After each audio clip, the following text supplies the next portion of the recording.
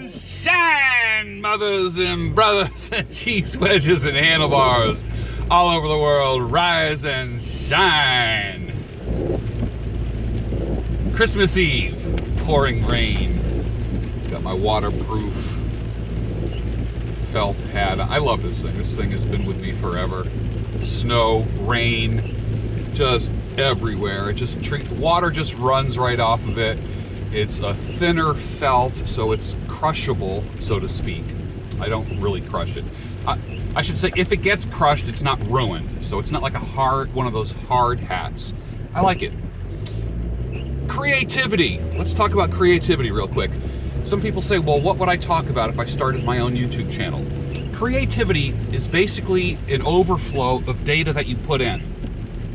You have to have stuff in the pipeline in order to create content.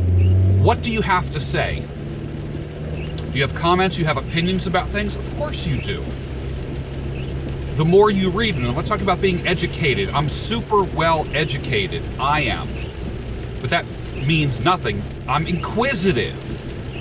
My educational level is not what makes me awesome. Actually, it's been a liability, I'll be honest with you. But my inquisitive nature, my need to know, my hunger and thirst for information, for data, even, I am not kidding you, in the early days of the internet, I'll share this with you. In the early days of the internet, I had coworkers that called me. My nickname was uselessinformation.com because I would know where a band recorded their signature album. I know the story behind songs. I knew when a song was released and what position it held on the charts. It was kind of funny. I mean, stuff that really is useless to most people, but I happen to like trivia. And so what I'm doing is, when I share opinions about things, it just comes from years of being a road warrior, of putting data in. And I'm afraid that people have been putting in, for at least 10 years now, snippets.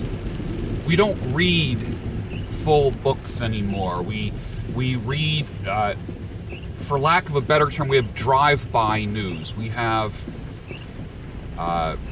information in bite-sized pieces, because people our brains can handle more, but behaviorally we're only used to handling sound bites.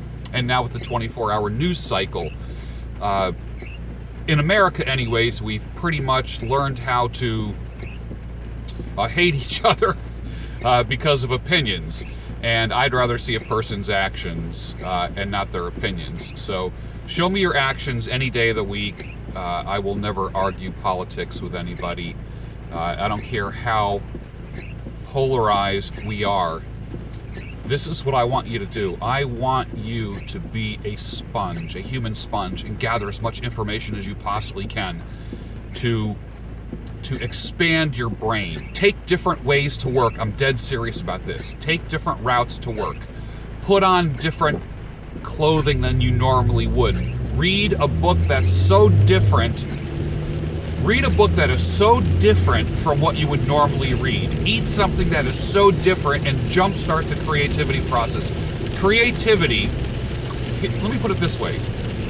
People will say, I'm not creative, or somebody will call themselves a creative.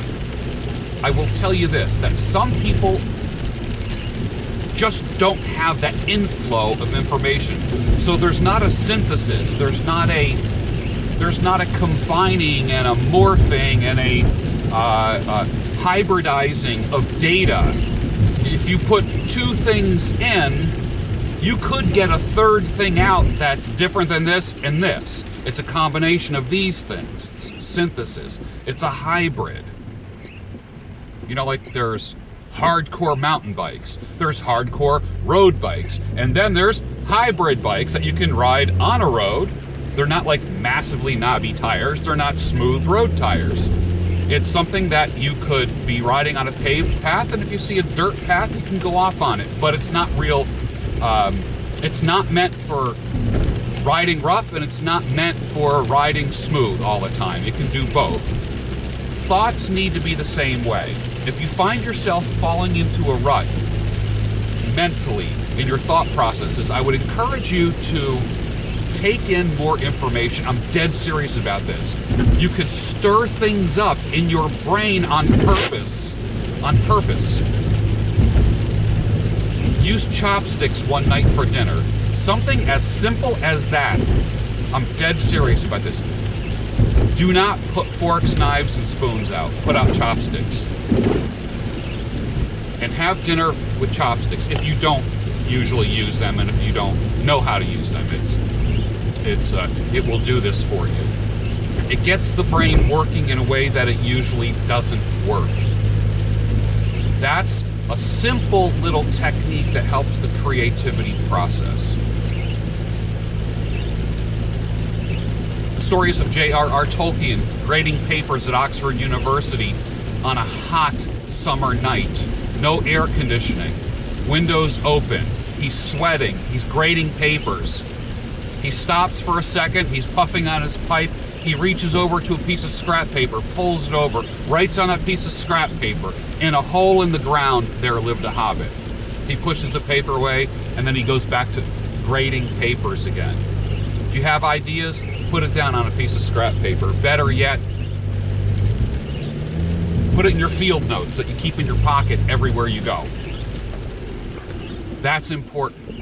Write your ideas down. I know as I've gotten older, the minute I think of something, if I don't write it down, I forget it. I used to write things on my hand all the time and on my arm all the time. I don't do that much anymore. I actually keep track of things, because if I wash my hand, there goes the note. But there are times when I said, oh yeah, I got to do that when I get out of work, like whatever that thing is. And then guess what? I get home and I'm like, what did I have to do? I knew I had to do something, but because I didn't write it down, I don't remember it. Keep a little booklet alongside your bed. Keep a little notepad in your pocket. Invest in good notebooks that are durable, not wire bound, sewn, not stapled. They will last you until they're done, and then you archive it. And then you can look back on your past year. At the end of your year, you'll have 6 of these. And what'll happen is you can look at the ideas of the past year. And of course, now we're approaching a new year. So it's important for you to look back. I accomplished my goals by the end of November. All of my 2016 goals were done nearly a month ago. And what's interesting, I started on my 2017 goals a month ahead of time. Sometimes I'm late on them, sometimes I'm early on them. This has been an unusually energetic and motivated year for me, because I feel like I'm a rocket on the launch pad getting ready to blast off. I just have an overall feeling of hope. I have an overall feeling of optimism. I have an overall feeling of that, like there's zero pessimism, zero. I mean, I feel like there's not enough time in a day. I sleep because I have to sleep. I look at my watch. There comes a train. If you like this video, don't forget to bang that thumbs up button. Forward the video to people who you think would appreciate it, and subscribe to the channel. That would be awesome. And as always, let it grow and let it flow.